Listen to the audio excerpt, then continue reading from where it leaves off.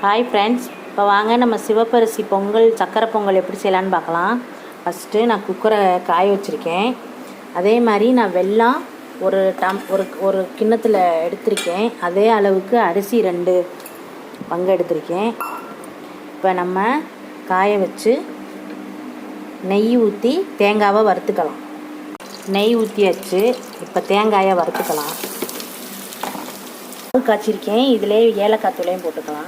ஏலக்காய் தூளை போட்டு வடிகட்டிக்கலாம். மொத்தமாக வெங்காயம் வறுத்தாச்சு நெய்யில். இப்போ இந்த அரிசியை கொட்டி வதக்கிக்கலாம். கொஞ்சமாக உப்பு போட்டுக்கலாம். 2 கிண்ணத்துட்டு நான் அரிசி எடுத்தேன். இதே மாதிரி 4 கிண்ணத்துட்டு தண்ணி ஊற்றிக்கலாம். இதை 10 விசில் வர வரைக்கும் குக்கரில் வச்சுக்கலாம்.